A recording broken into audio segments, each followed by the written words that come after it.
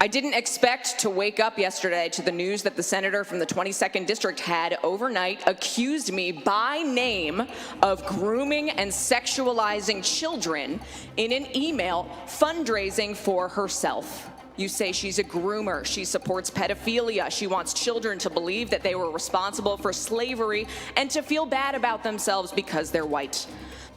So who am I? I am a straight, white, Christian, married, suburban mom who knows that the very notion that learning about slavery or redlining or systemic racism somehow means that children are being taught to feel bad or hate themselves because they are white is absolute nonsense. People who are different are not the reason that our roads are in bad shape after decades of disinvestment, or that healthcare costs are too high, or that teachers are leaving the profession. And I know that hate will only win if people like me stand by and let it happen. Mallory McMorrow, wow, what a breath of fresh air. That woman standing up just made me think, can you imagine if we had more of our representatives, senators, that's at the state level. Can you imagine if we did that? I mean, now, her colleague, Adam Ollier, stood up a couple of months ago, actually, and he, on the Senate floor, also in Michigan, there's something great happening in Michigan. He stood up, and when he was told Democrats don't serve, he said, excuse me, in fact, we do serve. When my grandfather tried to enlist in the Army, they accepted him.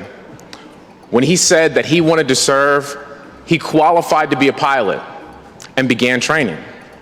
And when they realized he was black and not white, they discharged him. So as you talk about racism, please don't lecture me. Please don't lecture my constituents. Please don't lecture people about racism if you've never had to deal with it. Because that's my reality. It's the reality I live with every day. And when I enlisted in the Army, I did so proud of my country. I did so to defend my country. I did so knowing that one day I may be called to serve. I was so proud of him in that moment. I mean, it just brought tears to my eyes. It's that kind of passion that it gets the point across and it cuts through all of the noise. More of that, please. It does. Listen, it does. And you're right. We need more of it. We want to hear it. We want to hear us being stood up for. And we haven't heard enough of it. And we've got to do it. You know, I talk often about the fact that at times Democrats will say, oh, I don't want a yard sign, or I don't want this because, you know, my politics are private. And then you can look next door and there's a go Brandon.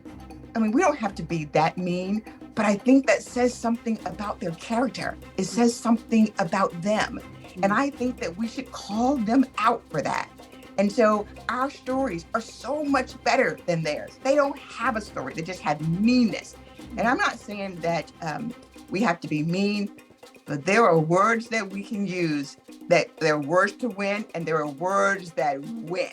And we need to follow Mallory because she is showing us exactly how it should be done. It's not in all cases, but we all have a voice. And I talked to you about we should be in every single corner. If you have a TikTok account, which I have my very first one, and I'm not all that good at it, but I still have something to say. We all have something to say. And we all have things that only you can say, only I can say. And we should be using our voices in every single space that we can. We shouldn't cede a single ground to the Republicans and to those hateful people who are saying these cruel things without defending ourselves. I couldn't agree more. Thanks to you now, I'm going to hop on TikTok. It's going to happen.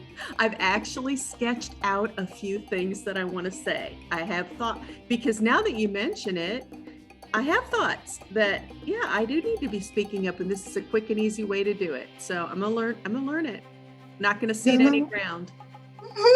We're not ceding any ground. We are coming. We can win this thing. It will not be easy. And I can tell you, based on my early canvassing, it's not going to be easy. But you know what? We don't have to be naive. but we can be very realistic about what the challenge is, and then you go after it. You come up with a plan and you work the plan, and that's what we got to do. Work the plan. Work the plan. You reminded me today. I woke up and looked at my Twitter, and you reminded me what Miss Morrison said. I mean, she marched with Dr. King. She was out there doing the work, I mean, a very long time. And it just humbled me and thinking about her words about, we know what we need to do, right? There are more of us than them. We need to get ourselves together, stick together, and go vote. You know? Yeah, we need to stick together and go vote. And I think my parting words would just be, Democrats need to stick together more than ever. So for our folks who are in Congress, for those folks who are in the Senate, judges, it's everybody. We are the Americans. We are the people, as President Obama says, we are the people that we're waiting for. So it is time for us to stick together.